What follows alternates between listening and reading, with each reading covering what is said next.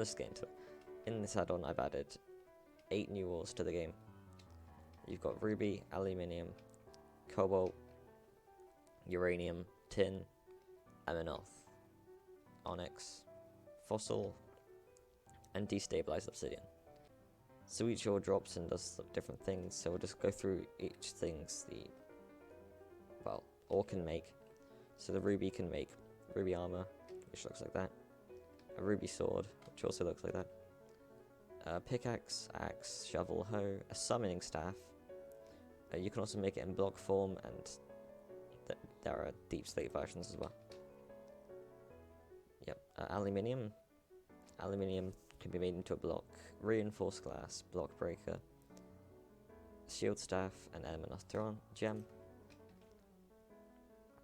Cobalt can be made into a cobalt block.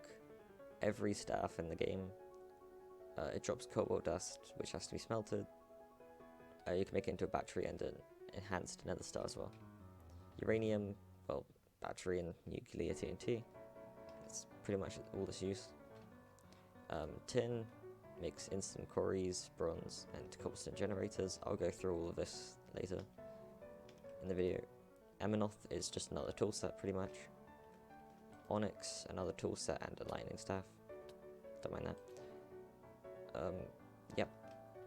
The armor looks like that for those two.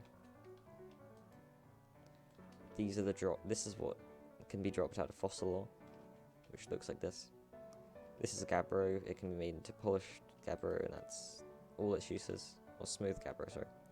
Destabilized obsidian can be used to make the destabilizer, and obsidian can be used to make reinforced diamond, obsidian, and obsidian armor. In here are the other things like you can make with it weapons wise, with the scythe, reinforced diamond sword, and enhanced nether star sword, with the scythe being the best. Right, now let's go on to the mobs. We have 2 mobs here. The living stone, which is basically just a stone that spawns underground, and when you kill it, it will drop some magical stone, which can be used to upgrade staffs. And there are different versions of it. There we go. And an underground phantom spawns when you've been standing on stone for too long, usually when you're mining. And it spawns, it spawns and it's just a very dark, like, black phantom. And it drops coal and bones when it dies. Right. There's also one more, which is a boss, but I'll get into that later.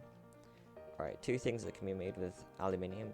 The block breaker and the cobblestone generator. The cobblestone generator generates cobblestone, and the block breaker, well, breaks blocks underneath it. But it does require a battery to charge it. It's quite outdated because my power add-on has both of these features and is better, but you know. Okay. Now this is a structure to spawn the boss I'll show you later on. But I'll get into what the clay mold does, made with 4 clay in the crafting grid. So first of all, you have to use a chisel on it to get a mold. Then you put a copper ingot in, then a tin ingot, and then you get bronze. Bronze can be used to make staffs, and I think, yeah, pretty much, I think that's just it. In here you have reinforced glass and fluid tanks. Fluid tanks can be filled up with different fluids, and you can only put 1 in, but you can stack them. So you could have a lot of lava fluid tanks on you. And the reinforced glass, which is made with aluminium, is explosion resistant, so it won't blow up that easily. There we go. Right, moving on, we have cobalt block properties. I've not shown this before, but with a cobalt block, you can place it down, it does nothing. But when you throw an iron or use an iron ingot on it, it will pick up any items dropped in the area. And a bronze ingot will teleport any entity nearby into it. Which is going to be annoying, but you know. There you go. It doesn't teleport items though. Right. Next up we have all the staffs, which are made with all of the different ores. So I'll just go through them one by one. The ender staff will teleport you. And the staffs also do have cooldowns. The fire staff burns things by setting a light underneath them. The healing staff will heal any passive mobs nearby. Yep. The levitation staff will levitate any mobs nearby. The lightning staff will lightning them. I think it's within a 7.5 block radius for all of these. A shield staff will summon some projectiles to shield you. And the summoning staff will summon a mob based on the level. And they will fight for you. For instance, level 1 is a zombie. You can also ride these. Why? I don't know.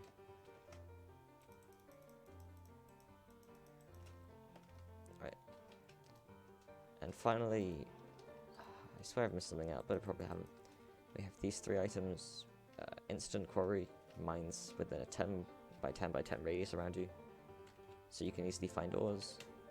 The destabilizer just kills everything.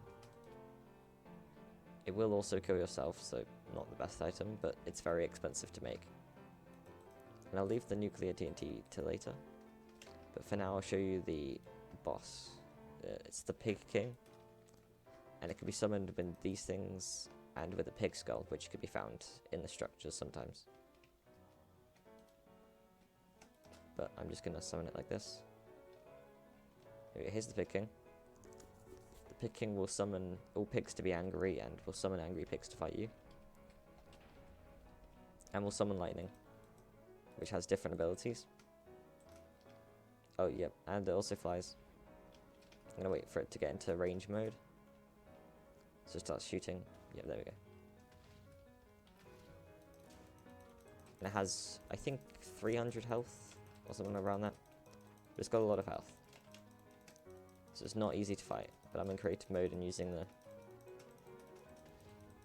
enhanced nether star sword to fight it. You see, as it dies, it has a chance of dropping its special drop. And finally, I will show you the nuclear TNTs.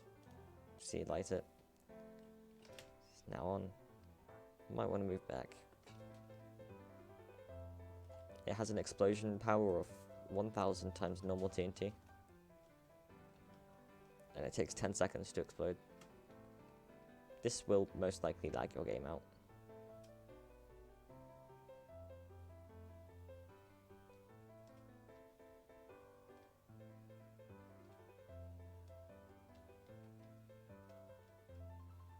There we go. There's a large explosion. And that's it for this add-on.